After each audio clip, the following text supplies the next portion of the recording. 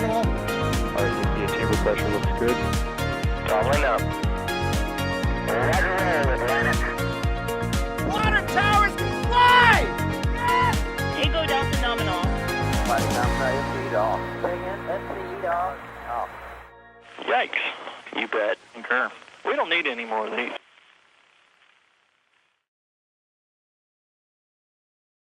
Good morning, everybody. I am Jack Beyer with NASA Spaceflight, and you are looking at, sort of, SLS. Space Launch System has arrived at LC-39B. And of course, it's not just me on the stream today. I see everybody's 5x5s. Thank you for that. Look at that shot. I'm also joined by, of course, Chris Gebhardt, Assistant Managing Editor of NASA Spaceflight. Chris, what's up? Good morning. We are currently, from my vantage point, looking at the bottom half of SLS, encased in fog. But I see the camera that we've got showing. You can see it's an interestingly dynamic weather morning here in Florida. Indeed it is. It's got Vandenberg vibes, but hopefully for not much longer, as I do see some blue sky there. Indeed. And There is of course, fog is turning off, but it is definitely a epic weather. I think we caught about 70% of that, Chris, but I think we got the gist. Anyways, also on the stream today, also out in the field is Stephen Marr, although I don't think he'll be on comms, but Stephen is out there taking some photos and whatnot, like he does, so be sure to throw him a follow on Twitter. And in addition to Stephen, we've also got out in the field Thomas Berghardt, news director for NASA Spaceflight. Thomas, are you on comms? What do you think of this awesome sight in front of you right now? I am, yeah. We're kind of set up for a very cool fog reveal of SLS out on the pad. Of course, arrived several hours ago in the very early morning hours after a wonderful rollout last night, if you were watching our coverage. And this morning, now the fog just starting to burn off, and we're getting the bottom part of the rocket in view now. And the curtain of fog should lift to give us just a very cool view of the moon rocket on the pad for the first time. I love that that's a sentence that you can say. Moon rocket on the pad for the first time. It's 2022, everybody. Very cool. And of course, in the background, we've also got Michael Baylor pulling levers, pushing buttons, doing the things he does to make these streams work. Thank you, Michael, for everything that you do constantly. And I mean it, constantly. All right, so, of course, if y'all are familiar with our streams, maybe you're not. Ask your questions. We'd like to do the whole interactive thing. So ask your questions at NASA Spaceflight. It'll pop up in some software that, hey, guess what? Michael wrote. And we'll be able to see and answer your questions there. So as we wait for this fog to lift, I love that we got a little bit of a tease there from that other camera angle with the nice blue sky. And now this is what you're seeing right now, right, Chris and Thomas?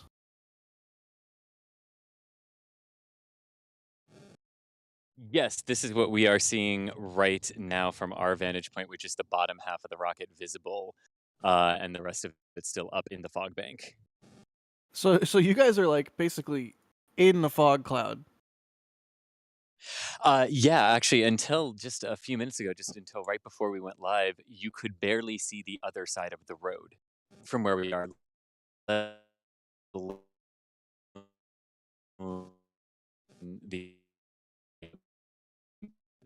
You're going a little bit. From You're our going a little vantage bit robot there, Chris. At the like here, you cannot. All right, we'll see if we can get Chris on better comms. But it sounded like maybe a bunch of people were starting to upload stuff, or maybe the cell signal out there is just a little bit tricky. But in the meantime, I will go through and look for some questions.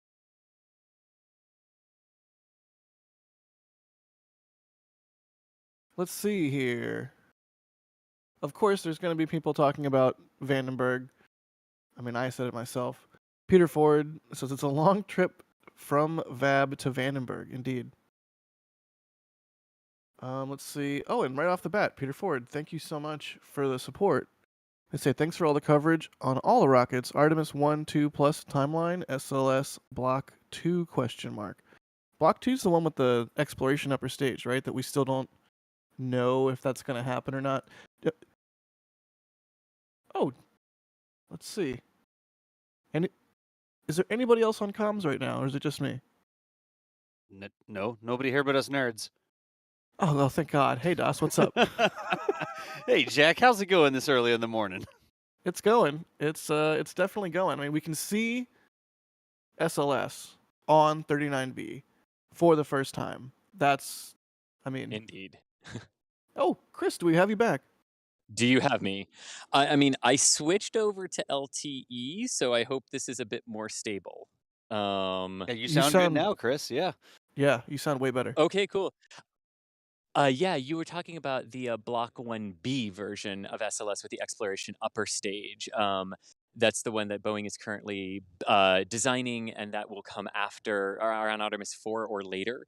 So we will have the Block 1 version of the SLS, which is the one that you see here on the pad for the first 3 or 4 flights. Then they'll add the exploration upper stage, which will make it the Block 1B. There is a notional SLS Block 2, which would have completely different boosters, a different upper stage, a different sort of design, but that's the sort of one that doesn't have a firm future at this point. But the SLS Block 1B does in the EUS. Is the Block 2 the one with the carbon composite solid rocket booster casings? They would be the ones. Not necessarily. Okay. There are sort of some Bole designs of the booster evolution design that would utilize some of that onto the Block 1B design. That's just as the contracts for the boosters keep getting renewed for more flights and stuff like that. The original idea for the SLS Block 2 variant was that the boosters, the side boosters, would completely change. There would be like a whole new competition. They might be liquid fueled boosters, not solid, things along those lines. Very cool. Okay, gotcha. And then I guess Peter Ford was also asking about the Artemis 1 and 2 plus timeline. So, like, after Artemis 1, which is the mission that this rocket is going to launch, how long notionally until Artemis 2? Yeah, so right now, so right now, the sort of idea with this is that, yeah, we'll have Artemis 1 this year. Artemis 2 will follow in most likely 2024, although I think it's still technically 2023 right now. That will be the crew flight test that will go out to the moon and do all of that, but basically repeat Artemis 1, but with the crew on board. And then Artemis 3 would be the landing in the middle of the decade. Love it. All right, cool. Well, good. Thank you for the support there, Peter Ford. We really appreciate it. I'm glad that people are still excited about SLS and coming out for coverage on this rocket because I know a lot of our viewers are Starship fans, but this rocket is also cool. I agree. Oh, 100%. My gosh, yes. Following off that first question, we have one from Sploof, I guess is their name. Sorry if I'm just mispronouncing that completely, but they are asking, can you explain the Artemis 1 mission? So let's talk about what this rocket is going to do after all the testing it's about to undergo, after rolling back to the VAB, and then coming back to the pad later this year. What is it going to do?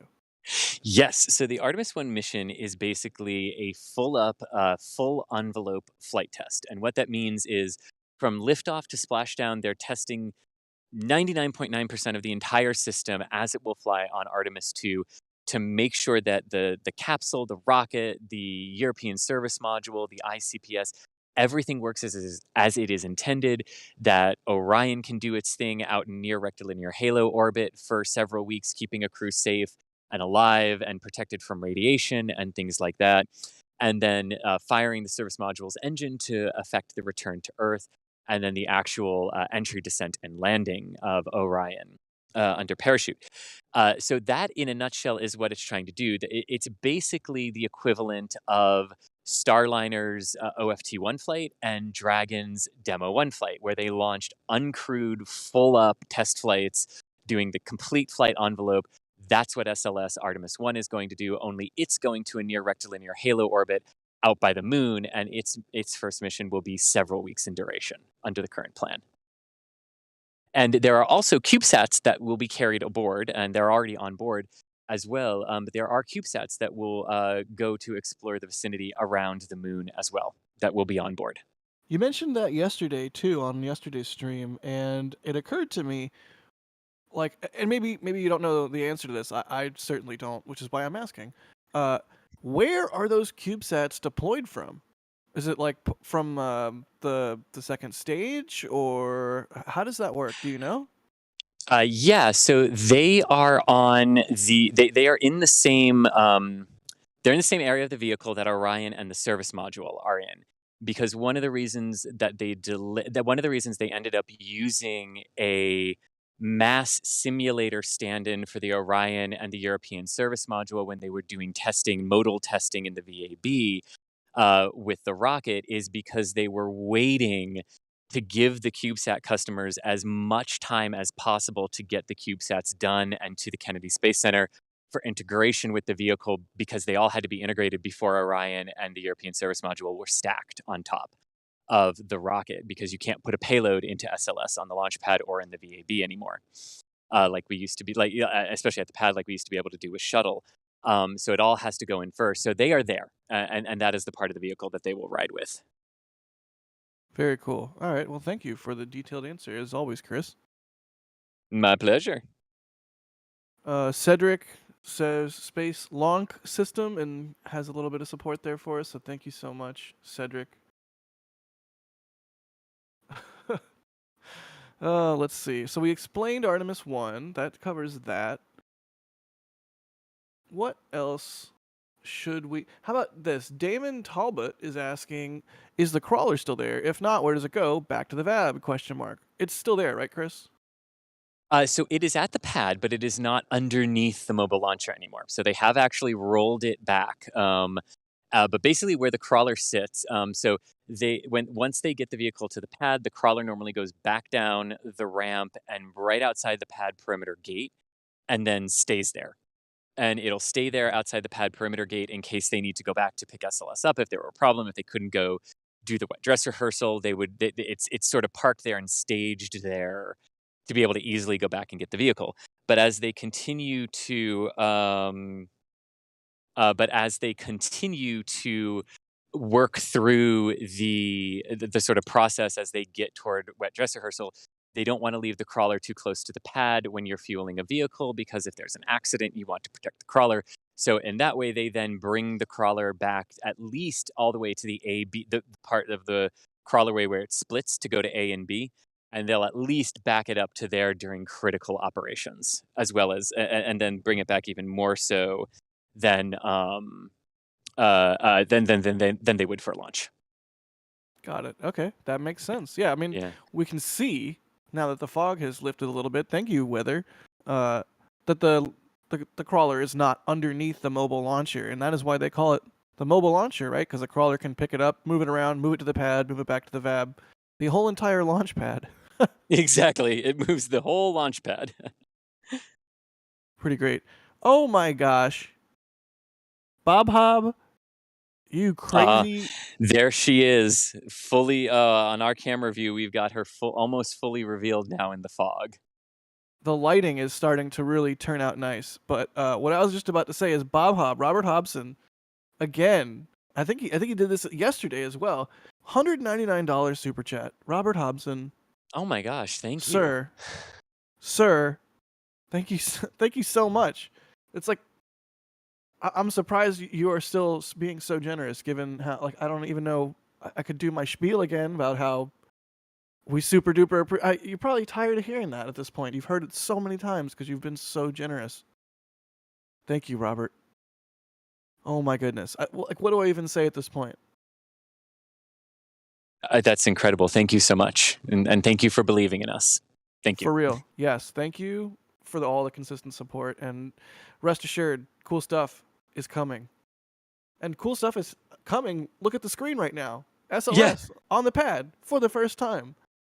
Thank you once again, Robert. You're breaking my consciousness in the best way possible.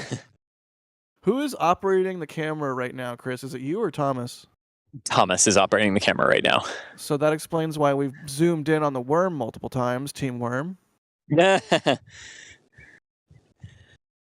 Let's see. Brylark is asking, what is the purpose of having the tower be mobile? Why don't they just move the rocket to a stationary tower at the pad?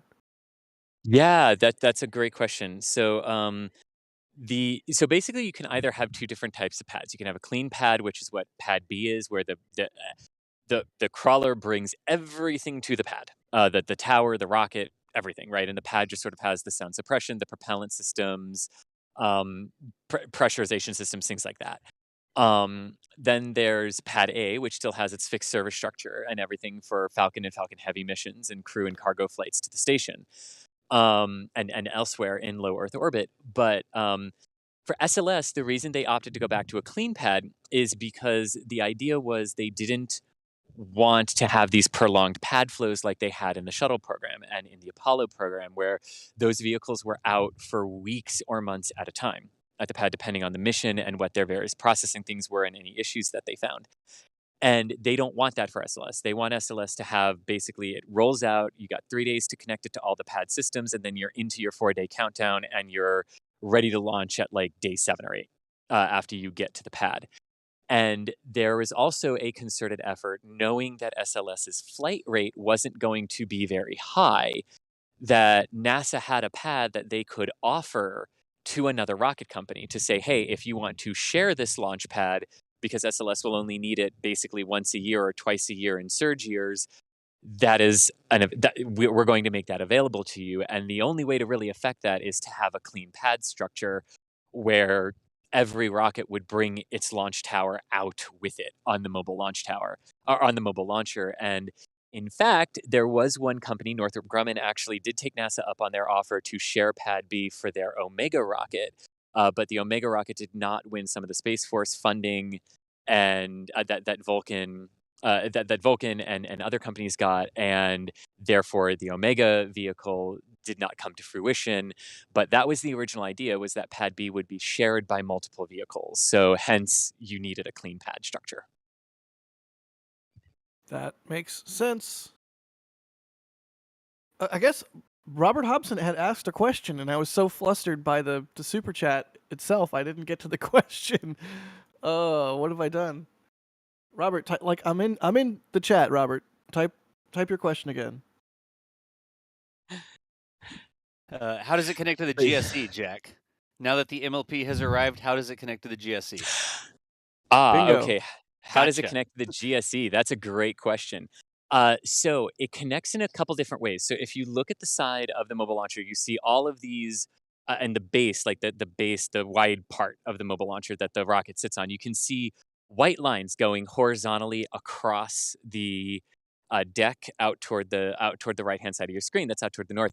And those pipes sort of end at the northern end of the mobile launcher, and there are corresponding pipes that come up from the pad right there. So it connects to all the commodity and fuel lines at several different points, because obviously you're not going to connect your liquid hydrogen and your liquid oxygen in the same place, because when you combine them, things go boom. That's the whole point of the rocket fuel. So those commodities come in on different sides of the launch pad. The pedestals that it sits on, that the mobile launch actually sits on, some of those are not just pedestals. Some of those are the sound suppression piping that will push all of that sound suppression and overpressure water up into the mobile launcher and then out through all of the piping structures to deaden and dampen the sound as the engines and the boosters light and the vehicle takes off. So in a nutshell, that is how it connects to its ground systems. Hey, really quick, I can tag along to that conversation because there's something I can show with a camera that some of our channel viewers will be very familiar with, actually. This thing right here. Who wants to talk about why there's a flare stack at 39B? So actually, I want to talk about the flare stack. I want you to zoom out a little bit and show the two spheres next to it too. Yeah. Yes, so that is what is known as the hydrogen flare stack. So because SLS, the core stage, and the ICPS both use, ICPS is the interim cryogenic upper stage. because they both use liquid hydrogen, and liquid hydrogen will boil off during the prolonged count that SLS has while it is fueled, they have to have a way to vent that safely away from the rocket. But then hydrogen is very flammable, so you need to burn it to safely dispose of that gaseous hydrogen, and that is what they use the flare stack for. So during wet dress, we will see that lit, and we will see it burning off the excess hydrogen that's boiling off inside the tanks of SLS. And those two spheres that you see next to it are the liquid hydrogen spheres at 39B. The smaller one, the one to the furthest right on your screen, is the original hydrogen sphere that was there for the Apollo era and for Shuttle. And the larger one you see is the one that they are still in the process of adding for SLS, because SLS needs a lot more hydrogen than Shuttle or Saturn ever needed. And we have talked a little bit about the fact that SLS for Artemis 1 has a 7-day long launch window, of which you only have 3 attempts in that 7 days, because once you fuel the vehicle full of hydrogen, you've lost enough hydrogen in the boil-off process that you don't now have enough when you pump it all back out of the rocket to repump it back in and have a full load for launch. So you have to replenish the smaller tank every time, basically, every time you fuel the vehicle. But with the larger tank, they'll be able to support back-to-back launch opportunities with the increased amount of hydrogen that they have with that second sphere out here. But that is sort of the hydrogen propellant system that is on this side of the pad, and the liquid oxygen system is on the other side of the pad.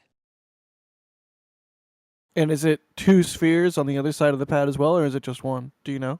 Great question. It's only one. It's only one. There is not the same oxygen does not boil off as rapidly as hydrogen, and there isn't as much oxygen that's used in the vehicle as opposed to hydrogen. And I don't think we can see that from this vantage point. I think it's actually directly opposite the rocket, so we do not have a view of that from here. No worries. Man, hydrogen is just really, really tricky to deal with. Yeah. Oh, yes. It's not very dense, which is why if you look at a schematic of a liquid hydrogen rocket, you'll notice that the fuel tank is way bigger than the oxidizer tank, and that's because for the ratio to be correct, you need way more hydrogen. It's simply a very not dense fluid. When we're looking at the body of SLS, that core stage, is that the hydrogen tank on the bottom there? Yes, indeed. The 2/3, and then the 1/3 up top you can see is the oxygen tank. Is that how that breaks out? Yep, exactly. And great point that we can literally see the ratio on that first stage. Yeah, that's nifty. Oh gosh, seeing a vehicle like this on the pad with a worm on the booster is just the coolest darn thing. I feel like for so much of my life, seeing the worm on a NASA vehicle, it meant you were watching a movie or at best a documentary. But this is real life. Indeed. Indeed, it really is. It's real. It's really real, as we keep saying. It's truly astounding and just awesome. How cool. CGI IRL. Yeah, CGI IRL. It is. It's one of those kind of. Philip said it really well yesterday. He said it was surreal to see this thing out, and I'm not there looking at it with my own 2 eyes, but just watching it on the feed, this is so surreal, especially with the fog. Kind of perfect. I would like a nice unobstructed view of the whole vehicle all at once, which maybe we'll get. But the fog is adding a really neat dynamic to this, Yes. actually. Yeah. Yes. It is. Every once in a while, we're getting a glimpse of Orion, so the fog is slowly but surely lifting. We'll get some unobstructed views here soon. Very cool. Really quickly, some super chats. Johnny Spacer, thank you for the support. James Juries, thank you for the support. They say the fog is totally not bonkies. That's not a proper use of bonkies, for the record. Not a proper use of bonkies. And Sean M, thank you for the support. They say Chris G is just unbelievably knowledgeable. I will second that. I will rubber stamp that statement. I will just add on that having Chris G, Philip, and Nate Barker all next to each other talking about the shuttle program is one of the most scarily impressive things I've ever heard. Does the mass of their knowledge distort space and time in the same way as like a black hole does? Well, I think we freaked Thomas out earlier because he was like, Oh yeah, like one like it was a discovery flight from '92, and Philip was just like STS-51, like just Yeah, pulled it it was. out of the air, like just pulled the number right out of the air, like of which I one it love it. was. I love that so much. Yeah, I feel like you can just walk up to anyone and say, "Oh, it was a night launch from B, and it was like slightly cloudy," and they'll be like, "Oh, I know which one that was." 116. Yeah, okay, see, I just literally just made that up. There you go. Yeah, I still need to figure out what shuttle launch it was that I saw in person. I swear it was Atlantis, but I thought it was STS-88, but that wasn't Atlantis. So I don't know. I need to go looking through some family photo albums or something, see if we can find my car pass. But I'm dying to know which exact launch was the one that I saw. Let's see here. Going through some more of y'all's questions. We talked about this a little bit yesterday, but new stream, new question. It's Jonathan is asking, how many crawlers do they have? There's more than one, right? Ah, yes. There are. They have two. So yeah, they have two. They are custom built. There are no other vehicles like them in the world, and they cannot leave the Kennedy Space Center. They are built here. They are way too massive to be transported out. And the only road they can drive on, we just saw them drive down last night. So yeah, there are two, and both of them are still in operation. Crawler Transporter 2 underwent the vast majority of the upgrades to be able to lift the 15 million pound total SLS and mobile launcher stack to bring it out here. So Crawler Transporter 2 is the one that can bring a full stack SLS out to the launch pad. But the other crawler is still here, it's still operational, and it can actually bring an empty mobile launcher back from the launch pad or move an empty mobile launcher around between the vehicle assembly building and the works areas outdoors, if they were to need to do that. And they have nicknames. They are nicknamed Hans and Franz because they will pump you up. I love it. I love And it. I'm not joking about that. Their nicknames are Hans and Franz. Chris, So what?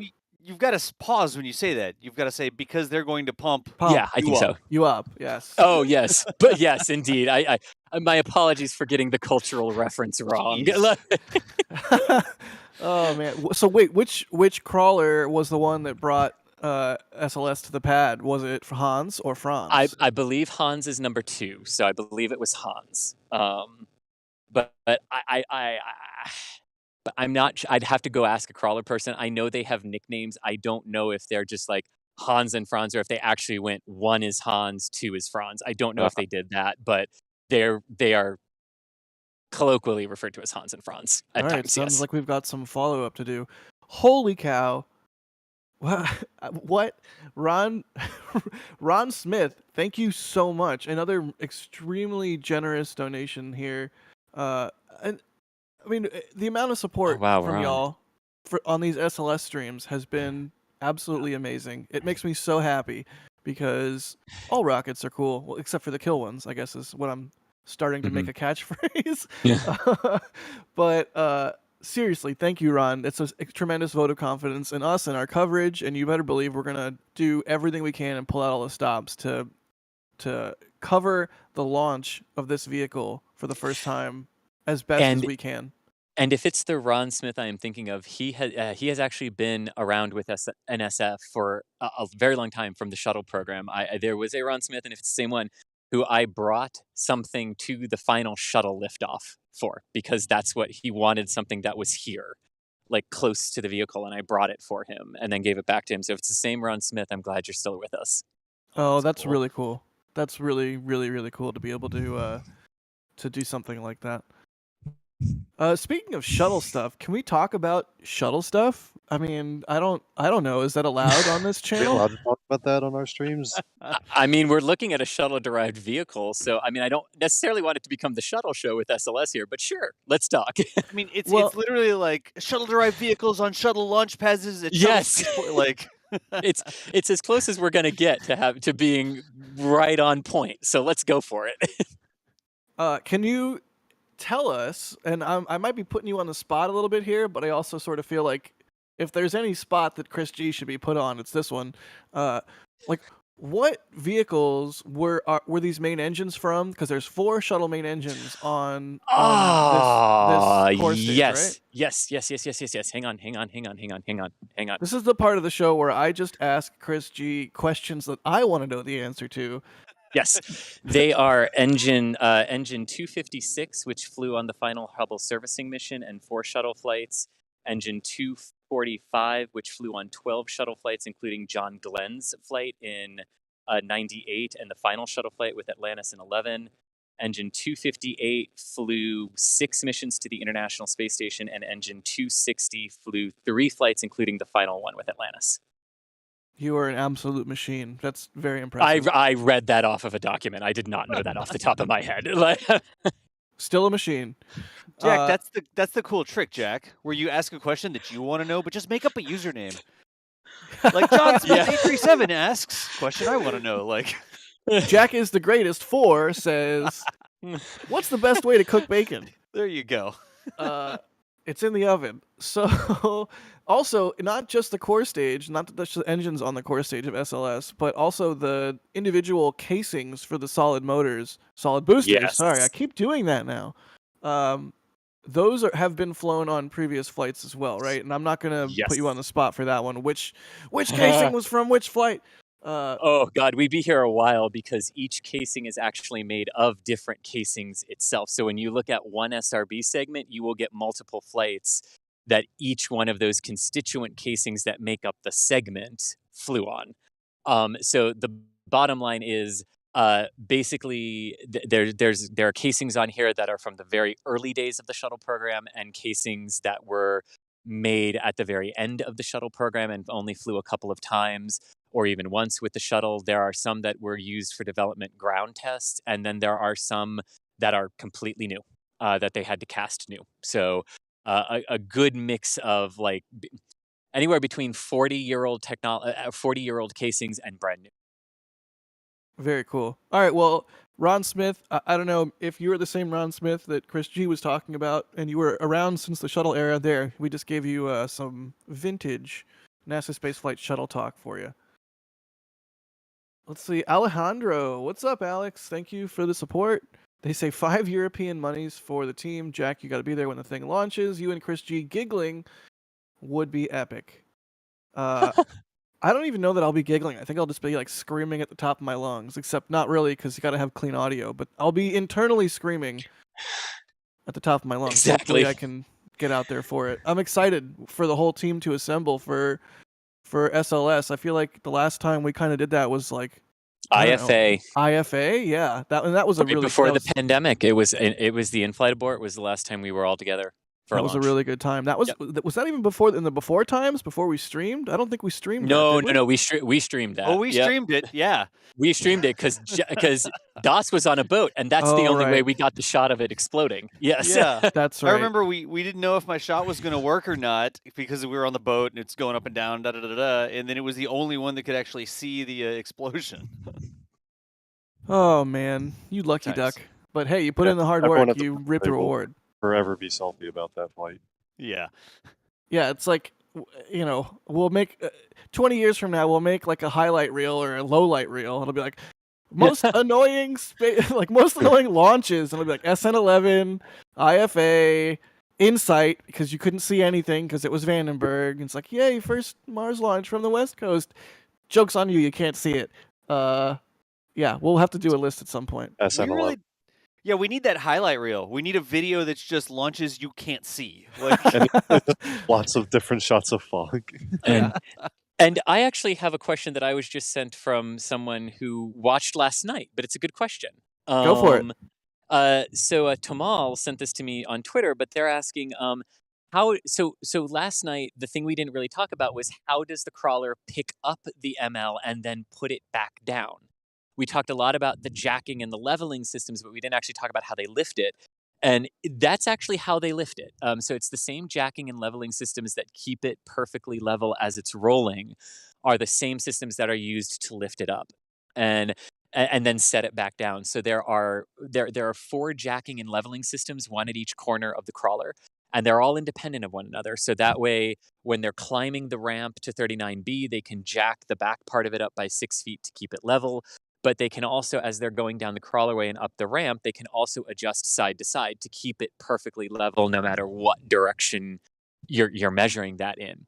And it's those same jacks that do that leveling as it's rolling that pick it up and put it back down. So when it got to the pad, the sort of ML, the little feet that stick down from the mobile launcher that connect to the ground pedals, it raises it's up high enough that it rolls directly over those, and then they do a whole bunch of laser alignments and monitoring and measurement as it's coming up the ramp and as they're rolling over those pedestals to make sure they are, and I mean properly aligned, like to the millimeter aligned properly with that pad.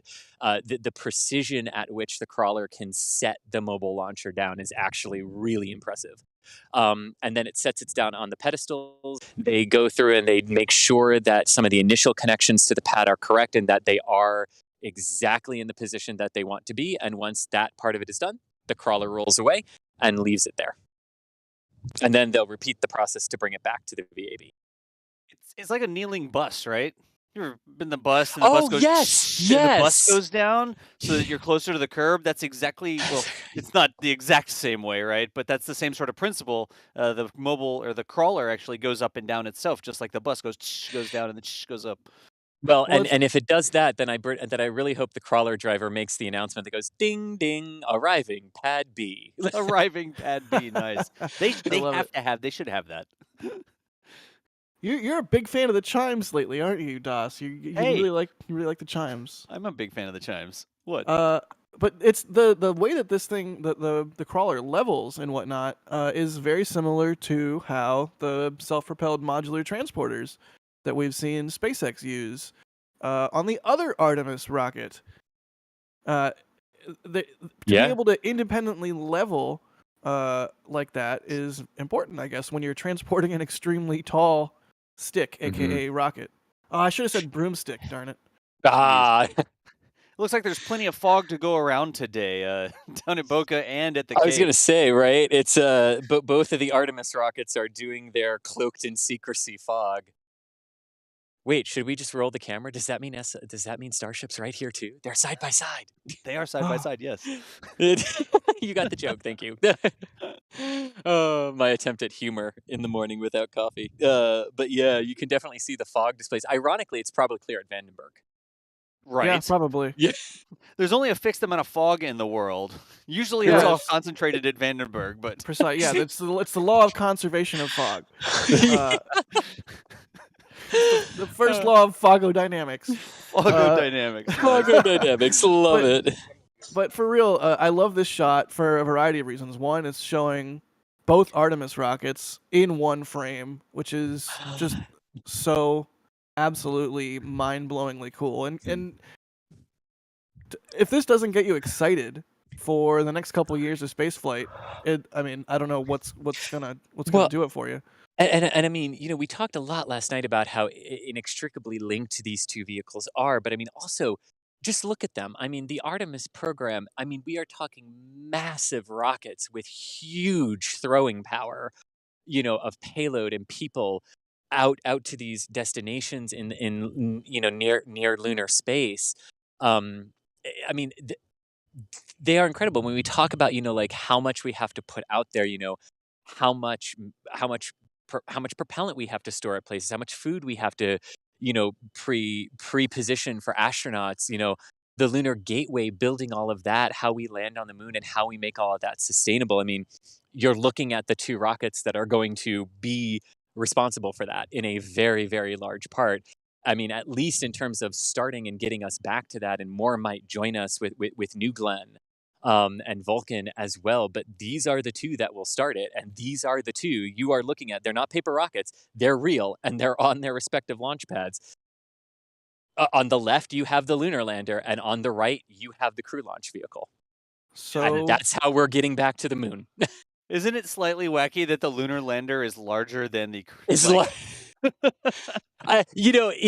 is. I did think about that because there's a great render of Orion that I think Mac did for us of Orion docked to the top of Starship for the lunar mission. Yeah. And I sent it. I sent it to Nathan because I was like, can you imagine going back and telling Von Braun and his team that this would be a legitimate concept that there is hardware for, and it's the bigger one that goes to the surface of the moon and brings you back.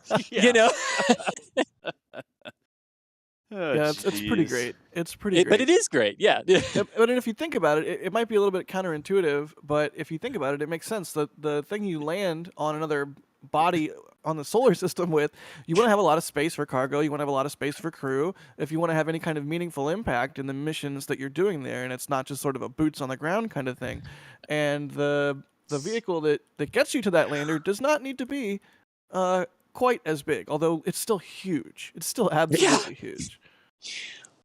Even funnier is launching a Falcon 9, and the idea of docking a Dragon to a Starship to me is just like, that is what a I can't even words. How cool would that be? Anyways. Yeah. Well, how cool will it be? I will make the comment. I know that eventually, like, it's possible the crew could launch on Starship, right? At some point in the future, why don't they just get on Starship and go all the way to the moon and come back, right? But I would 100% rather come back to Earth on the Orion capsule than the wacky nosedive, flip maneuver, belly flop, land, whatever happens with Starship. Like, for now, there will be a day maybe when Starship is like, oh yeah, that happens all the time. It's no big deal. But for now, I'd really rather ride Orion back down, please. Thomas, sorry I cut you off. No, I was just saying, speak for yourself, but I was mostly joking. I think we've talked about it a little bit before, but it's like, which ride at the amusement park do you want to go on? Do you want to go on the roller coaster, aka the Starship landing, or do you want to go on the merry-go-round? It's very, very predictable, not exciting, and maybe when you're re-entering the Earth's atmosphere from orbit, predictable is a good thing. Yeah, well, and like what you were just saying, Das, is, I mean, like it's exactly the tactic and the stance that NASA's taking right now, right, with it, which is, to look at that and to look at the vehicle and go, well, that can be really helpful in a lot of ways, and it's curious what you're doing with the launch and the landing sequence. We're not interested in that just yet, but we're interested in the other part. Yeah, you can see that sort of like looking at it and going like, okay, but like you just said, Das, but like we need this demonstrated so many times before, because it's so different from how we've done things before, right? Yep. It's not you saying that, right? Like, I don't take that, and correct me if I'm wrong, like I don't take that what you said as like a slight to SpaceX. It's more the hammering home the point of how that vehicle lands is so different, and you don't have the chance to correct for anything if something goes wrong, that we need that demonstrated so many times before we're comfortable with crew being on board. Yeah, absolutely. It's a mission profile design sort of thing and a proven technology sort of thing. It's absolutely not SpaceX or this or the other. Quite frankly, I'd come down on a Dragon capsule, right? Yeah. Go up to space on a Dragon, dock with the Starship, out to the moon, come on back, dock with the Dragon again. I would be more comfortable coming down in a Dragon capsule than doing the belly flop. I don't know, Jack, you said roller coaster ride. Like, I'm not even sure if that's roller coaster level. It's almost like one of those drop things, except the rails don't actually connect to the bottom. You have to land on a rocket engine instead of brakes. Like, yeah, it's an intense landing profile, and that's one of those questions with the Starship system where I'm like, I'm very curious to see how this pans out, and maybe we continue using capsules going forward and we just dock in orbit. That makes a lot of sense in a lot of ways, and I mean, I agree with you. I would rather land on an Orion or a Dragon or something like that. Heck, I'll take a cargo Dragon. Just like in the trunk with a spacesuit on, like in the trunk before you come down. What now? How badass are you? A new cargo Dragon or an old cargo Dragon? Oh, whichever one is more cool. I'll take that one. Okay. But really, like, capsules are such a known quantity. We've been doing it for so long, all the way back to like buckets of film off of hexagon satellites or keyhole satellites or whatever. Like, it's not new, which new is good in a lot of ways.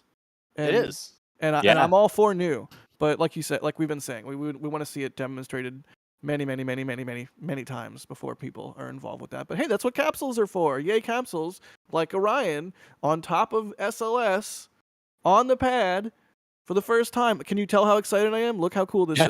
The fog is lifted. The fog is lifted. That's true. That's true. I hate I to mean, be that for- guy. I feel like I need to point out that the third tower has appeared. Ah. Yes. So now we have 4. And now we have Hooray. So there you go, everyone. There are the 4 towers. Only 3 of them are germane to the joke. Let's see some super chats. But actually, go ahead. Run to super chats, and then there's a visual I want Thomas to zoom in on. But do super chats first. James Jury is saying, "Oh, so you're a shuttle fan, Chris? Then name every single mission, payload, and crew members, launch date, and time." Nice, James. Oh, don't say that. He'll do it. Yeah. Jeez.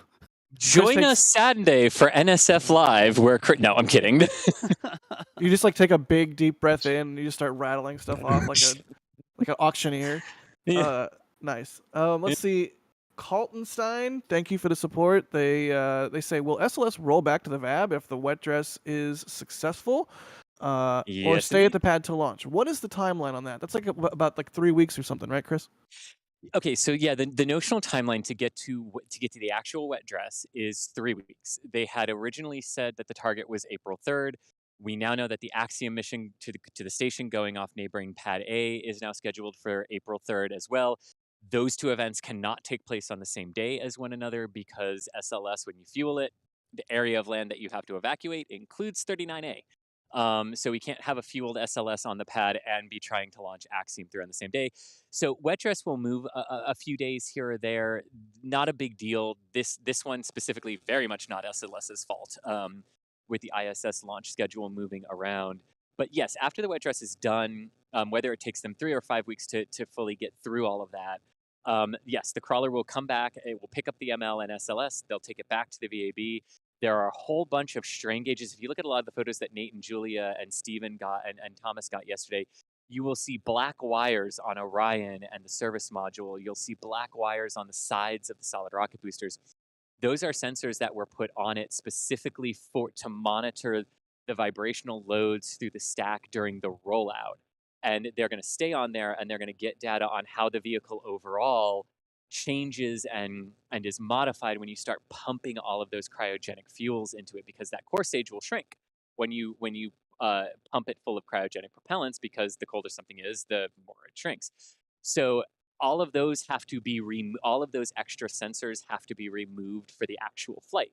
So that's part of what they're going to do in the VAB. But the big reason they have to come back to the VAB is the solid rocket boosters in the core stage do not have their flight termination systems yet. Well, they do. The systems are on there, but they are not powered. They don't have the batteries. They're not connected, so you can't have anything accidentally happen there. When they go back to the VAB, they have to put all the batteries in for the flight termination system, test that with the range, and once they test that with the range, a 21-day clock begins, where that is the amount of time once you do that flight termination system battery install and test, you have 21 days to launch. And if you haven't launched in 21 days, you either really have to convince the range to give you a waiver, or back to the VAB you go to swap the batteries out and redo the test again and reset the clock. Chris, wait, what do you mean? Yes. You mean they don't just put up a 100-meter aerial work platform like the night before and finish up the FTS system? Exactly. So this and Not how that works? You guessed exactly where I was going with this.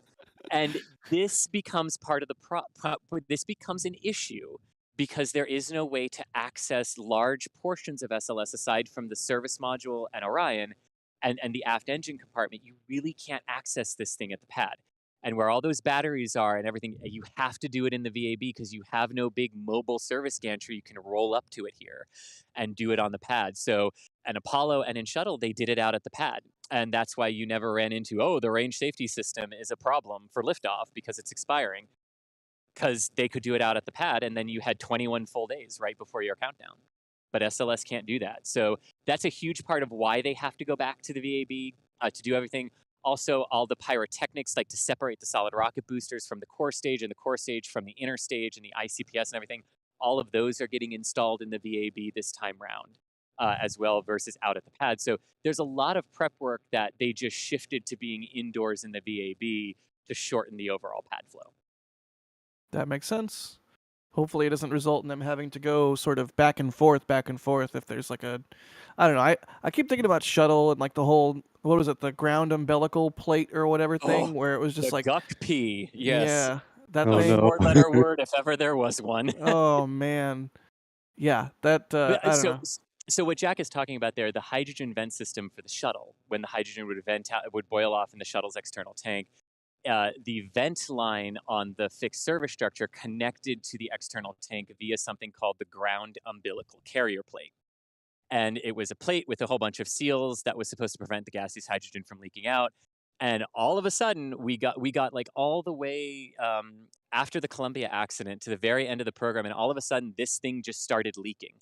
And it leaked on multiple missions, and they were never really truly able to figure it out exactly what was causing it. But yeah, that thing would leak, and it would just put gaseous hydrogen into the atmosphere around the vehicle in quantities that wasn't safe to keep going in the count. And yeah, so hydrogen can be very fickle to deal with here. It likes to find leak paths. It's a very small molecule, so any path that it can escape through, it will try to do. So yeah, dealing with hydrogen is not the easiest thing in the world. It makes sense. It makes sense. Like you said, it's a tiny molecule, and it makes sense why so many companies are going with methane, even though hydrogen can produce higher ISP in a rocket engine. Methane is less of a pain to deal with. In many ways, and hydrogen is also significantly colder than liquid oxygen, and methane is not. Methane has a very similar temperature, so you're even afforded things like in Starship, common dome segments between your LOX and methane tanks. You can't have that on SLS. Well, you can, but to do it on SLS would require different types of engineering because of the sheer difference in temperature of the two propellants, or the two commodities, I should say. Oxygen is not a propellant. I'm going to run through a couple more super chats here. Richard Wilkerson, thank you for the support. They say, where are these 40-year-old parts stored? The VAB, I guess? The solid rocket boosters. I think that's where that comes in, because they did mention that some of the casings are 40 years old at this point. Yeah, so those casings that are 40 years old have flown on multiple shuttle flights. So they would go through the flight cycles, and then they would be taken back to Promontory, Utah, to ATK, now Northrop Grumman's facility out there, and they would be refurbished, filled with propellant again, and then shipped back for another launch. So the casings themselves are actually stored with Northrop Grumman at their facilities in Utah, where the boosters are actually have their propellants put in them. Got it. That's like a 20 or 30-minute drive from where that is done to where the Golden Spike was driven for the Transcontinental Railroad, Promontory Point. Yes, it's exactly. cool that both of those places such a difference. One being old Transcontinental Railroad, like history in terms of the expansion of this. Oh my God, I can't even say it. The expansion of this country out, into its bounds, and now we're looking at SLS getting us ready to expand out into the universe. Do you see the segue I tried to do there? It didn't really work very well. That's okay. That's fine. Let's see. Elazar, thank you for the support. I love this. They say Vandy is not happy that it gets no moon rockets, so it sent you Fog as a revenge to the two other sites. That's pretty hilarious. Thank you for the support there. Oh man, imagine SLS on Slick 6 at Vandenberg. I'm just gonna let that one soak in your brain for a second there. Imagine Slick 6 with SLS at Vandenberg. Oh, I can get it. It's okay. If you want to, you're good. Is your mic hot mic, Chris? Yeah. Oh, No. sorry. Yep, we're good. We're good. We can get it if we want him to. It's fine. Yeah, Yeah. we're good. I was like, you can get SLS at Slick 6 at Vandy, please. What do I do? Who do I pay? I don't. How does I'm this? just gonna back the bus up to it and tow it over there real quick. Like, Right. Well, I mean, you were just talking about the Golden Spike. I mean, why not a crawler way across the country? Let's do it. Let's do If this. it takes 11 hours to go 4 miles, someone do the math on that trip. oh, jeez. How many ears of corn could the crawl kale stop? Let's see. Jaroslav, thank you for the support. They say the law of conservation of fog is a win. I love it. Nice. Remy Turk, thank you for the support. They say, wouldn't it be more comfortable, roomy, to transfer to human landing system before transferring from Earth orbit to Moon orbit, making Orion mostly the Earth launcher and lander? I do. That does seem like it would make sense, right? You want to be in the nice roomy thing for the trip to and from the moon, rather than in a less roomy capsule. Jack, sorry, I'm quick mathing here. Oh, you're actually quick mathing. Okay. Yeah. No, it's 2,717 miles across the United States from Kennedy Space Center in Florida to Vandenberg in California. I had to take toll roads, and I couldn't click a checkbox that was like able for the crawler to drive on. Like that wasn't an option in Google Maps, so we just have to assume the crawler can go on I-10. It would be 6,099 hours if they don't stop for coffee or anything or breaks to get from Vandenberg or to get from Kennedy Space Center to Vandenberg with the crawler. If it takes 4.9 miles and 11 hours, and that is how many 254 days. 254 days, so almost a year for it to make that drive, assuming the road was clear and it would fit on I-10 and all the other roads it would have to go on. They get there and they're like, oh, darn, the 21-day thing where we have to, with the flight termination, oh, we got to go back. Oh, all the way back to the fab. I mean, that'd be intense. I love it. Probably faster to build a VAB around it at Vandenberg once it gets there than drive all the way back across. Yeah, pretty much. Which is what they did at Slick 6, which is awesome. Which is why Slick 6 is the best. Yep. Let's see. Even though it's cursed, Remy Turk, this question, what do you guys think? Do you think it makes more sense to get into the human landing system before you get to moon orbit? I kind of get what they're saying, but I kind of also understand why it's done the way it's done. Oh, you mean like you throw the lunar Starship into low Earth orbit, refuel it, then launch Orion to it, and then take it to the moon, and then come back and rendezvous with Orion? Yeah, versus doing that all in lunar orbit. Mooner orbit. I played too much Kerbal. Mooner orbit. I like it. I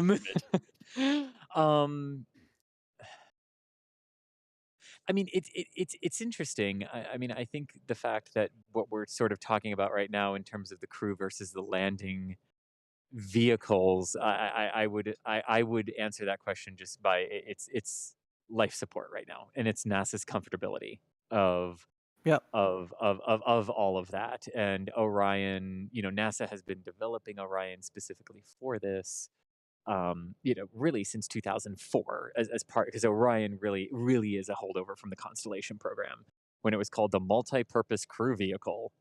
It's Orion. But yeah, like I would answer it that way right now, because we've talked about earlier on the streams about what is NASA's comfortability with Starship right now, and recognizing what it can do, but also recognizing what they aren't comfortable with. And Orion has been designed for this sort of deep space lunar exploration from the beginning, whereas Starship is this multifaceted vehicle that you can go, okay, now we want to use it for this, so now how do we alter it to serve that particular role? Yeah. In chat, if you're wondering why it sounds like Chris just walked into a church or something, I believe Chris is actually on the bus, and him and Thomas and the NSF crew are relocating to a different shot. So they're moving to another angle here. We're on the NASA camera for just a few minutes, and they are going to bring our camera back up at a totally different angle, I think so that we can see two SRBs at the same time, instead of just side on like this, if I'm not mistaken. Is that right, Chris? That is correct. Yes. Excellent. So that's like you could tell, Chris, you started to talk a little bit more quietly because you're not just on the bus yourself. And that's because we are moving camera positions. We'll have another cool shot here in just a few minutes, y'all. Cool. Good question. But as long as I don't sound too bad, I'm good to keep answering questions as I've got. Oh no, you're good. Yeah, no, you're good. Yeah, you sound good, Chris. Let's see. Superkraut or Sauerkraut? I read good. Sauerkraut, thank you for the support. Joe Fisher, thank you for the support. They say, speaking about SLS to Slick 6, something about permits. My SAD filed the permits for the final parade for Atlantis. Please don't. I think the permit clerks across the country might lose their minds if we try and send SLS to Slick 6. So Oh, nice. thank you for the support, Joe Man, Fisher. Yeah, imagine the bridges that would have to come down. yeah, stoplights, power lines. It would take longer than 250 something days. I'll tell you that. Yeah, That's there like you if go. they could drive straight constantly with no obstruction. And Yoni, thank you for the support. They say thanks for the stream. Good stuff. Cool. So we'll go through some more questions. How about Chris, while you guys relocate? Works for me. Owen is asking, do you think NASA will still bother making the cargo variants of SLS or just rely on Falcon Heavy and Starship? And I assume also Vulcan and New Glenn. I don't believe the cargo-only variants of SLS will materialize. The only sort of the one payload that was sort of mandated by Congress, the U.S. Congress, to launch on an SLS cargo vehicle was the Europa Clipper flight, and that one has already been deshackled from SLS, so to speak. And that was its only non-Orion payload that we knew of. I mean, an original concept was that they would be launching some of the elements of the Lunar Gateway as well, but we already know Falcon Heavy is launching the first two combined elements, the power and propulsion element and the Halo element from Maxar and Northrop Grumman. And yeah, so we are sort of seeing, at least in the beginning parts of the Gateway program, and that seems to be the desire to keep going that way, that those modules would launch on commercial vehicles as well. So I personally do not think that the cargo variants will materialize. Yeah, that may be the most realistic answer, but I think it's going to be heavily dependent on things that haven't been proven yet. So we're all super happy with True. Starship. We all want it to succeed, but Starship is already years behind when it was originally envisioned to be promised, right?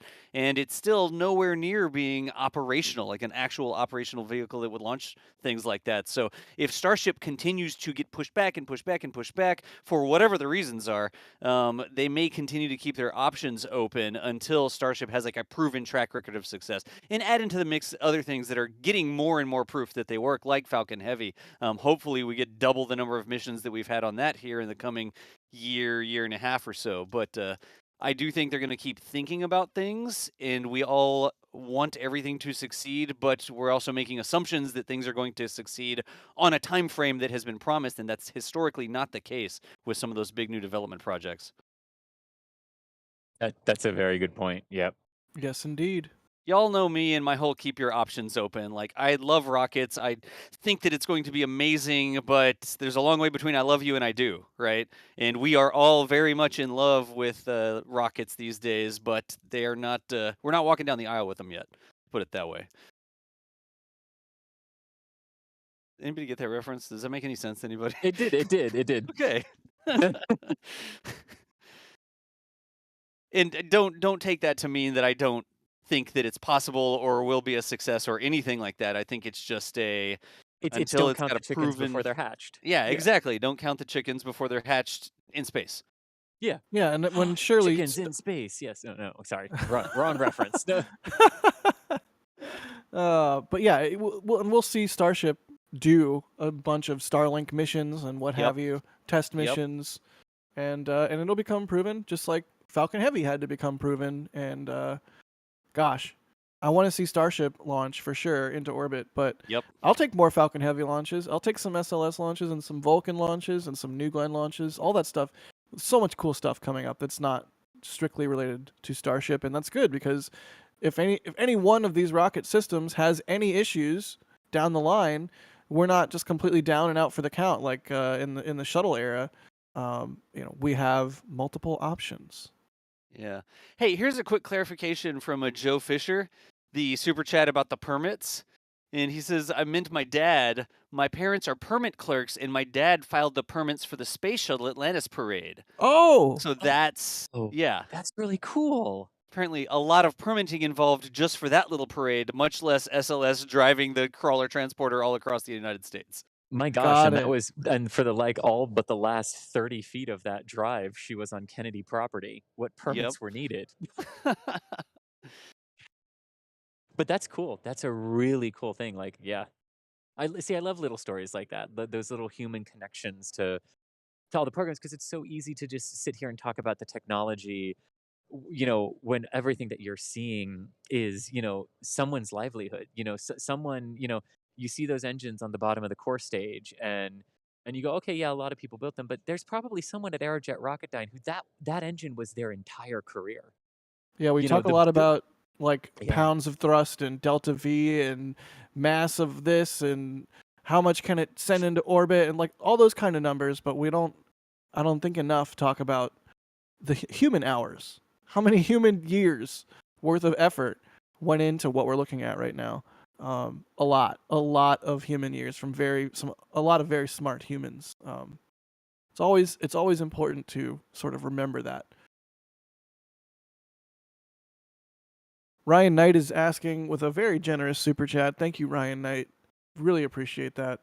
Were any of SLS's main engines used on ISS construction missions? Yes, Funny to- indeed. Funny to think about the ISS Passover last night. Oh yeah. Yeah, the answer is all 4 of them were used on ISS flights. Yeah, because there were so many ISS flights, right? Yes, the 38, 37? 37 or 38. Of From the course. shuttle. Of course you know that. Indeed. This is like I'm just gonna start getting mad at you for being so good at knowing shuttle history. Be like, oh, of course, Chris. Of course you know that. No, really, I love it. Good job. Yeah. It was the one I obsessed over as a kid. I mean, it was my program growing up, Yeah. Just like for a whole bunch of new people, it's Starship and Artemis, and before me it was Apollo. Like it's yeah. I can't imagine the Apollo era. Well, I can because we have Starship and SLS and all the new rockets now. It's kind of like the new space race. But yeah, I'm just thinking about the unbridled optimism that seemingly must have come in that era. Although I guess there was a lot of societal turmoil. Anyways, I don't know. This is cool. James Juries, thanks for the support. They say, would the core stage be able to lift Orion to orbit without the SRBs and interim cryogenic propulsion stage? If it works in Kerbal, it must work in real life, right? Right? KSP RS-25 is overpowered. Oh my gosh, KSP is overpowered. Just like in general. If I've built so many inspired by, right? They're not replicas because it's in Oh. Kerbal, but I've built so many Yeah. inspired bys, and it's like, this looks like a Falcon 9, but it can go all the way to Elu.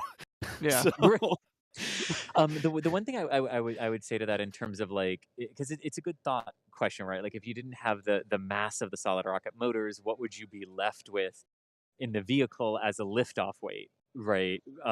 If you just had the 4 engines, whether or not it could, I do not believe it could actually lift it to orbit. In that regard, one thing to sort of remember too, and I know this wasn't exactly the question that was asked, but it's a good thing. Like when you see the solid rockets there, they're not just there because, oh, we had them on the shuttle and we just wanted to take the orbiter up.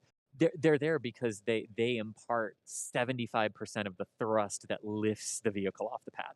yeah. And throws it out of the dense lower atmosphere to then hand off to the more efficient RS-25 engines that will then do the final. I mean, they could actually insert it directly into orbit, but they will purposefully aim for a suborbital trajectory for core stage disposal into the atmosphere. But yeah, the answer is, in reality, if they actually could lift it off the pad, you wouldn't have a usable payload volume and mass that you would be able to bring up. That makes sense. Speaking of Kerbal, I really gotta try some realism overhaul. I know a lot of people. I think Thomas likes realism overhaul. I love it. Yeah. I gotta give it a try. I always end up doing that thing where I just mod Kerbal until the point where it doesn't work, and then most of my time, most of my Kerbal time is spent trying to sort out what mod is preventing me from playing, and then by the time I get it working, I'm like either out of time or just tired. It's bad. I have problems. But thank you for the support there, James Juries.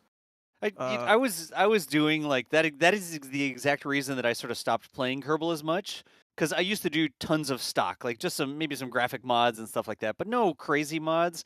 And the instant I went into this like we called it ultra hardcore, and it was like you have to train your astronauts, you have to test parts and increase their reliability, and there's random failures and communications. And like once I put all those mods in, it was such a chore keeping them all compatible with the current version and up to date and all this sort Yep. of thing, I eventually just gave up. I'm like, come on, really? I want to do this. I want to play this, but I'm just going to like stay at this old version where things sort of work. So that is exactly what happened to me with Kerbal. Speaking of Kerbal, there was another question that came through just a minute ago. Could you theoretically launch the space shuttle on the side of SLS? And my answer was going to be, well, it would be easiest if you just put a space shuttle on each side of SLS so that it was nice and symmetrical and launched it with 2 shuttles. I am here for that. 4 SRBs, maybe? Yes. Sign me up. Talking about things that work in Kerbal, right? And it's like, excuse me, I gotta go play Kerbal really quick. It's like I'm filled with a sudden urge to make that in Kerbal. Hashtag influencing. Nice. Oh man. Wern Hokey, thank you for the support. They say love the coverage. At 4.1 billion a launch, do you foresee investigating if Orion could be launched by Falcon Heavy and other non-SLS launch vehicles? I mean, never say never, right? Well, Falcon but- Heavy has a diameter issue. The diameter of Yeah. Orion and the diameter of Falcon Heavy. That it really is the big limitation of Falcon Heavy. The size of the payload fairing originally, and then the diameter of the Falcon 9 versus some of these larger payloads, right? So as cool as it is, Falcon Heavy is pretty limited in what it can launch because of those constraints. But that's why they're making sort of an extended fairing for it, so they can Yep. get a little bit more useful space out of it. But what is a fascinating part of that conversation is Orion was originally launch vehicle agnostic. And they were considering other vehicles to launch it, like the Atlas and the Delta, and things along those lines. But then at a certain point, it became, nope, it can only be SLS. And then that's what it got designed for. So, Yeah. yeah. Good. And Jeff Meager, thank you for the support. They say, great job, NASA, with 3 exclamation marks. But does he mean NASA actual or us? Everybody gets a gold star. SLS is on the pad. Really quickly, I can cue this up. Remember, it's not just Chris and Thomas that are out there in the field today. Actually, Nathan Barker, one of the members of the NASA spaceflight team, is down there, and I don't know if we've got that queued up to show, maybe? But he's been doing some tweets. There we go. He's been putting out some tweets and photos and stuff. Also, the link to the article is on there. So if you want more in-depth information about what's going on, I'm going to get this link in chat to Nathan's tweet. And if you want to read more about it or just check out this picture a little bit, I guess I could make it larger like that. Go ahead and click over on that tweet. That's another thing we do. It's not just the live streams. It's not just videos that we edit. There's still photos and stuff like that that comes out of it as well. So I'll get that link into chat really quickly. Yeah, I love this photo with the lightning towers just piercing the cloud fog, whatever you want to call it, just ever so slightly. Wow, what an amazing scene and what an amazing vehicle. I can't believe there's finally an SLS on the pad. Look, I mean, a shuttle-derived vehicle. It's got the boosters. It's got the engines. It's orange. I love it.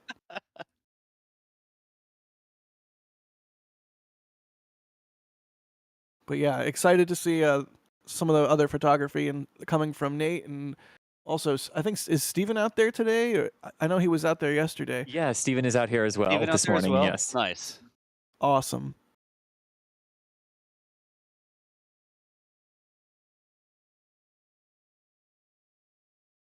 I see. I'm still in like the Kerbal shuttle situation here. Like, could you throw a shuttle on top? Just replace everything with it. I don't even know. Maybe put like an internal tank in the shuttle's payload bay. I think I've watched that episode of Cowboy Bebop one too many times. All right. Let's see. Remy Turk asking, could it get to orbit with 1 SRB? I don't think so. It cannot power slide like the Atlas can. No. Let's see. Gamer, thank you for the support. We really appreciate it. Grant Johnson, thank you for the support. They say cursed. Can Orion fit in a Starship cargo bay? I mean, Can Orion fit in a Starship cargo bay? Yeah, yes.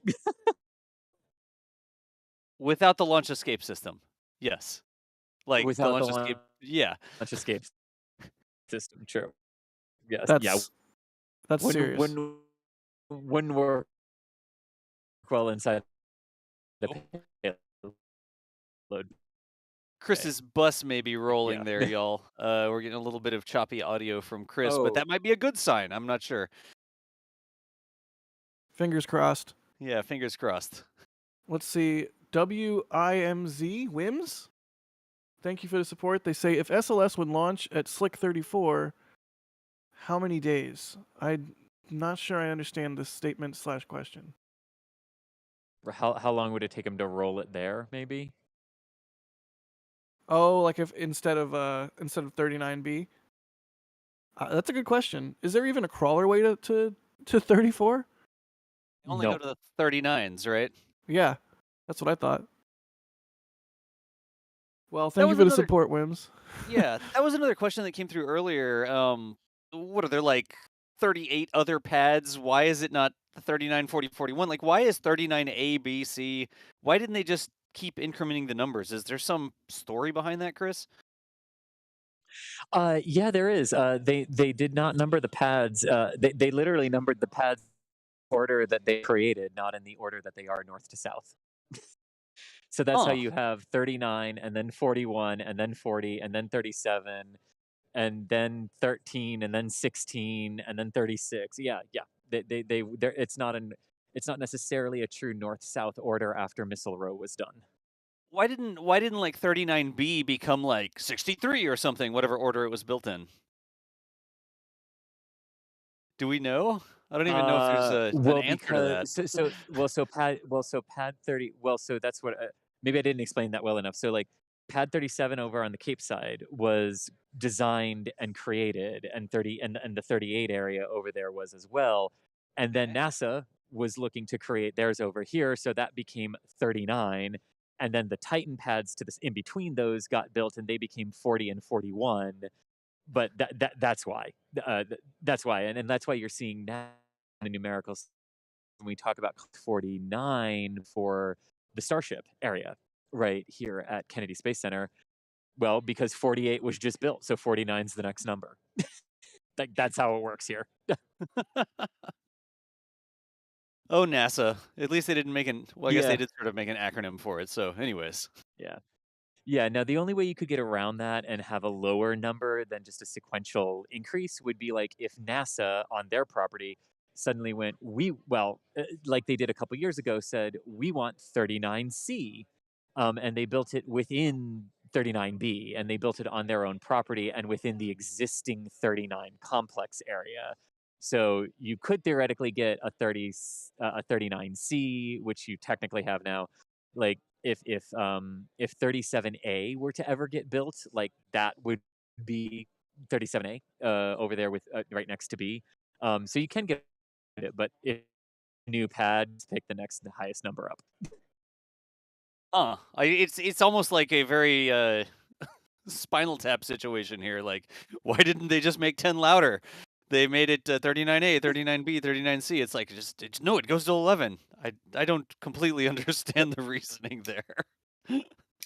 I honestly don't either. And the interesting thing you just mentioned about 39A, B, and C is under the original plans for the Apollo era, there were 3 pads, like 3 identical A, B, C pads, like you see today. And A was farthest north, B was in the middle, and C was the furthest south. And then when budget cuts were happening and they knew they weren't going to get 3 and they reduced down to 2, they decided to swap C and make C A and then keep B B. So A was originally C. It's like a but game B of was pad always naming, B. pad I naming think Twister here they're playing. Yeah, I think my eyes just crossed involuntarily.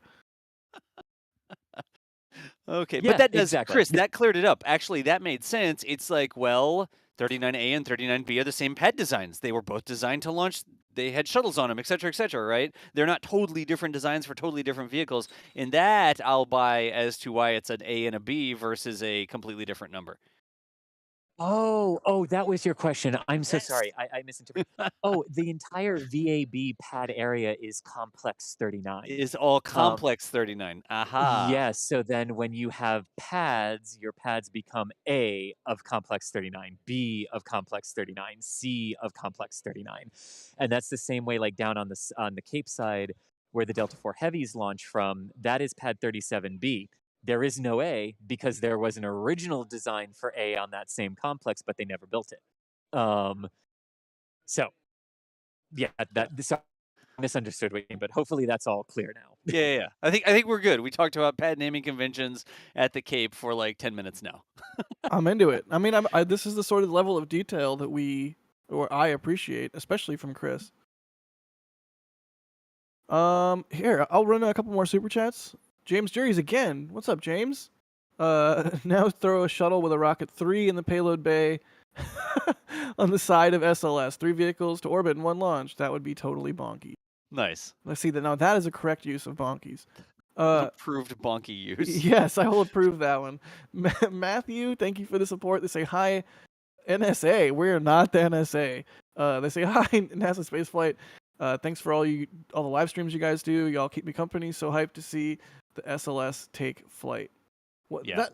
Thank you, Matthew. I'm glad we keep you company. This brings up a question though for me anyways.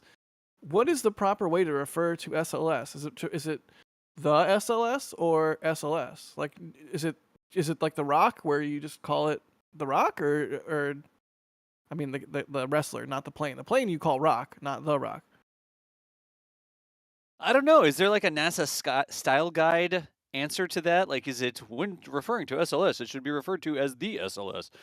I kind of think it would make sense to have the in there because it's a space launch system, like the space launch system. It kind of just makes sense, but not. Yeah, I have style questions. We'll have to figure that out, and then I'll be happy. I think ultimately it comes down to something of grammar, like how you're using it in the sentence. Like, the SLS rocket is scheduled to launch on makes a lot of sense, but then you could also say SLS is capable of throwing 75 metric tons to LEO. Yeah, because you had the rocket in there, right? Right, like the V makes it presumptuous if you say, "Oh, the SLS can throw." I don't know. Like, I think it ultimately comes down to grammar usage of it. Makes sense. All right, y'all tuned in for it. This has been Space Grammar with Jack, Chris. It's like grammar in space. Yeah. Nice. Rocket Prophet, thank you for becoming a pad rat. We appreciate the new membership. If you guys don't know, this is the point in the thing where I do the spiel. We have a membership program, different perks at different levels. You give us a little bit of money every month. We super appreciate it. It lets us pay the bills and keep the lights on, do all the good things that you like these streams, being able to show SLS and Starship at the same time, things like that, no big deal. So yeah, thank you to all of our members. We hope you enjoy the perks. New perks in the works all the time. At Pad Rat, you get like preview videos.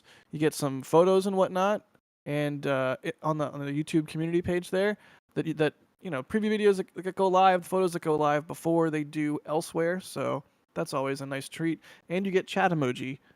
You get fun members-only emoji that you get to throw in chat. I'm going to throw an SLS hug into chat because it's the most appropriate emoji for today. Because look at that. It's on the pad. It's there. Finally.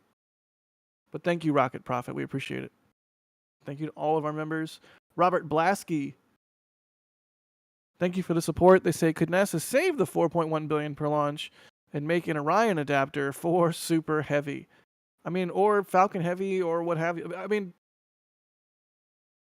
Boeing's Crew Capsule has that adapter that goes on Atlas, right? It's in theory maybe possible. Who knows? But right now, Orion launches on SLS. Can you imagine a Starship Super Heavy booster, like just the Super Heavy booster part, and then like a little conical adapter in the Orion capsule on top, or like the ICPS and Orion on top? I'm going to make that in our Discord right now. Hang on a second. Oh my gosh. I'm just gonna do Dragon. Okay, I can't do it right now because I have to do the stream, but I'm going. Wait, no, it's done. Okay. Moving on. Thank you, Robert. CA&P Railroad. That's is that from the Twitch side, Das? I forget how we know CA&P. I always see their name pop up. Oh, old school tank watcher. Old school tank watcher. Yeah, that makes sense. Familiar name. What's up, CA&P? So I look at the numbers. Do you really need permits if the crawler wheel space is wider than most of I-10? It can just drive above the highway and keep traffic moving underneath. Just saying. Oh, jeez. I've seen those bus concepts. Like, it's like the bus actually balances up above the roadway or something. Love it. Gudgeon Bjornsson. I feel like we're getting a lot of familiar names out today. What's up, everybody? Thank you for the Norwegian kroner. I know what currency that is. It's 20 Norwegian kroner. No one try and tell me otherwise. They say $2 for a side-by-side SLS Starship Super Heavy. Can we do that again, maybe? Because Gudgeon asked so nicely.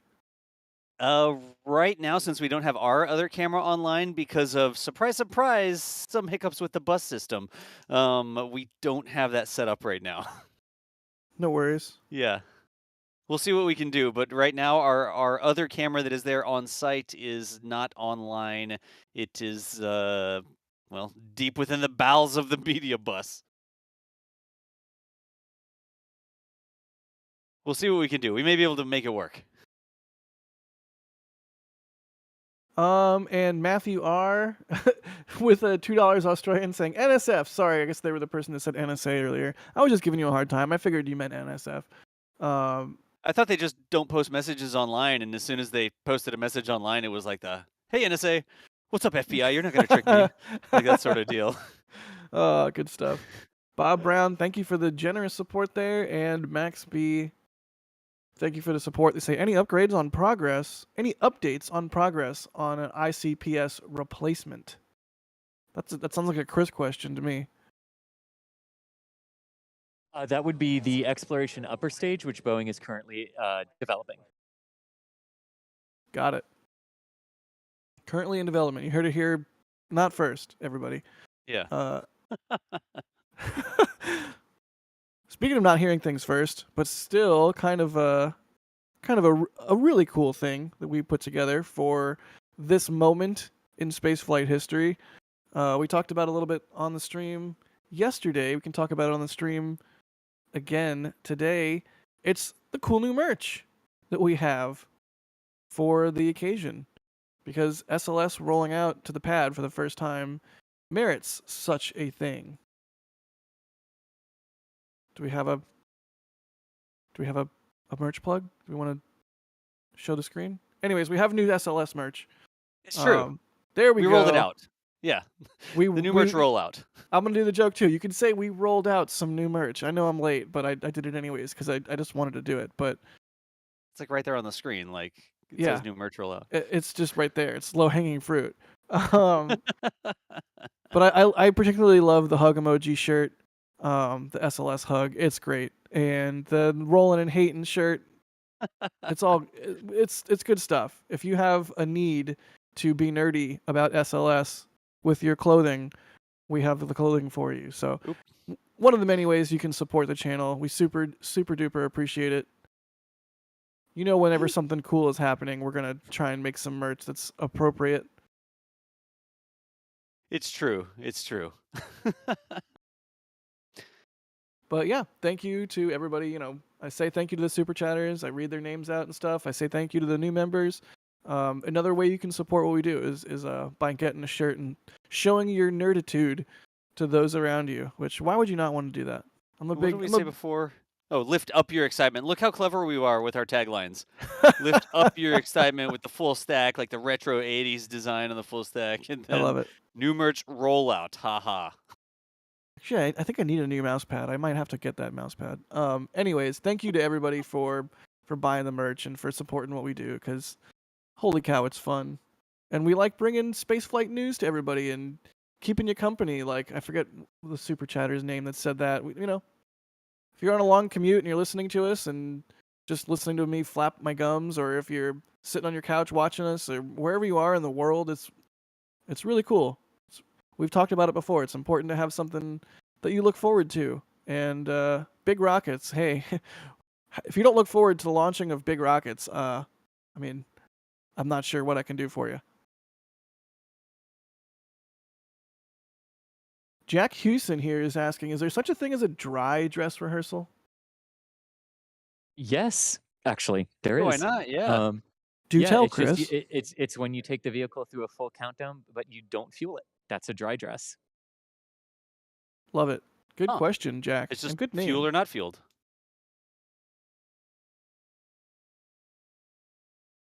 Let's see.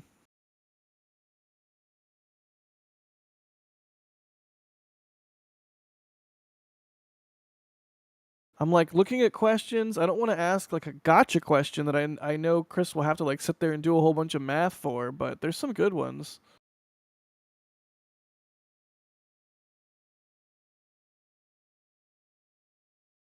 Soham Gore is asking, why is there a cover on top of the Orion capsule? Will it be removed for the flight? That's the abort system, right?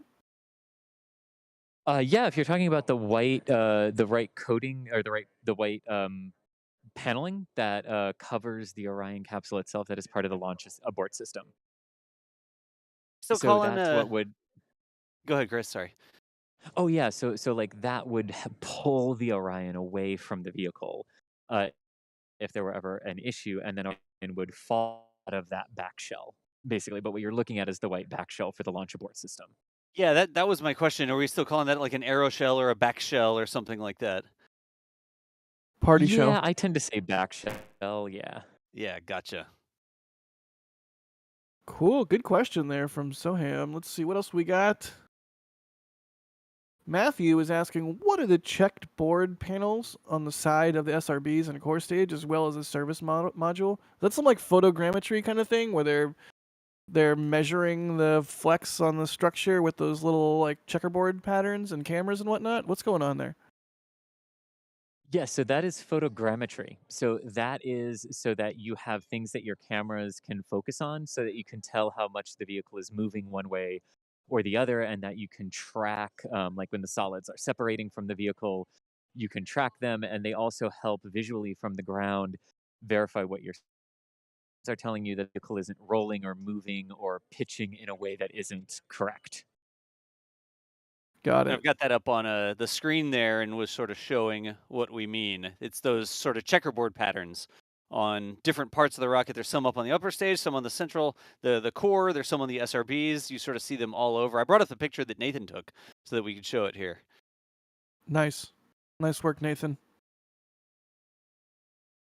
Yeah, you see those checkerboard patterns and stuff like that pop up a lot, and it makes sense because if you're analyzing a photo or a video for data, you want a very high contrast target to be looking at or tracking with the computer or what have you. Yep. The higher the contrast, the better, because that's where the data is. Yep. If you're just looking like at a white tube or an orange tube, you're like, is it rolling? Did it move? And when you have that sort of reference point to focus on, it makes it a lot more obvious when there's motion like that. Yep. All right. Well, I think that about does it for today. I mean, SLS is on the pad. It's going to hang out there for a couple weeks and do a whole bunch of testing. But we, I think, will let y'all go. I mean, you can go hang out at Starbase Live or Fleet Cam. You don't have to stay here. Or you can't stay. Oh, I'm just butchering it. You don't have to go home, but you can't stay here. There we go. Well, they could, Jack. That's the problem. They could rewatch this whole stream if they wanted to. Like, there's nothing keeping them from closing the browser window. That's the reason that doesn't work. That's true. Video on demand. All right. Well, you don't have to. Just whatever. Thank you, everybody. Thank you, everybody, for watching. Oh man, it's a historic moment in spaceflight history. It's not one of those moments that will be super like remembered years from now down the line. It'll of course be focused on the first launch, but this is a historic moment nonetheless. It's a very, very cool thing to see, and very cool that we get to hang out with everybody and chit chat and answer questions and sort of celebrate a moment in spaceflight history. So Folks, just to explain here, we were talking about getting a different view, but apparently there was a mix-up in some timing. The fog this morning pushed everything back, then things got separated, and it does not look like we're going to be able to get that second view here. That's where we were talking about waiting, and we're looking at the NASA camera, but we were hoping to do that, hoping it would take a couple minutes, and it did not work out. But thanks to NASA for being flexible. They didn't just say, well, it's scrubbed, you can't see SLS because there's fog. And there were some other sort of hiccups that occurred in there. But in any event, sorry, Jack, I just want to give that explanation really quickly. No, thanks for doing that. Indeed, no second view. But at least we got the views that we got. At least the fog lifted. Thank goodness. But yeah, I'm Jack Byer with NASA Spaceflight. You know me, the guy that flaps his gums and makes bad jokes, edits the videos, what have you. You can follow me on Twitter there, all that good stuff. Just look for the hazmat logo. Of course, it wasn't just me on the stream. We also had Chris Gebhardt. Chris, are you there? Thank you for being on stream today. I am. Yes, always wonderful to be on stream, and especially when we've got a new shiny rocket out on the launch pad. That's what we like. It is shiny. But yeah, thank you so much for sharing your in-depth knowledge with everybody. Super fun, super cool that we get to do that. Also, you also heard the voice of John Das Galloway. I always have such a problem calling you John, which I feel like I shouldn't, but I just know you as Das. Thanks for being on, Das. It's all good. That's why I have to go with hey, it's John Galloway for NASA Spaceflight. If you watch my Twitch, it's because it sounds weird the other way, right? But you can't really put that in the little banner thing. But good to see it this morning. It's a really cool shot out there now that they've correctly assembled 39B with 4 towers. Also, I'd like to point out that your profile picture is from Vandenberg. Vandenberg's the best. All right, moving on. We also had on the broadcast Thomas Berghardt. I know it doesn't look like Thomas is on comms right now, but he was on earlier, so thank you to him for operating the camera and doing all that good stuff. Yep. And, of course, last but not least, we had Michael Baylor in the background, pushing the buttons, pulling the levers. I say that every time, but I like saying it. So thank you to Michael for doing all the hard work in the back end. Yeah, and keep your eyes out for the photos from Nathan Barker and Steven and everybody. Yeah, thanks everyone for joining us today. With that, we will leave you to watch Starbase Live or rewatch the stream or rewatch Fleet Cam. Have a good day, everybody.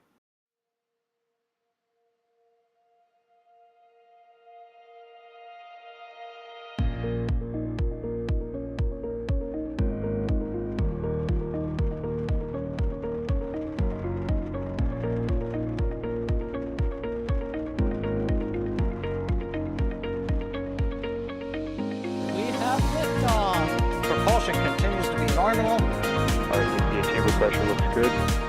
Toggling up. Roger roll, Atlantic.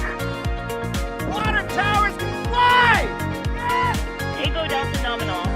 Flight down, feet off. Bring in, feet off. Yikes. You bet. Concur. We don't need any more of these.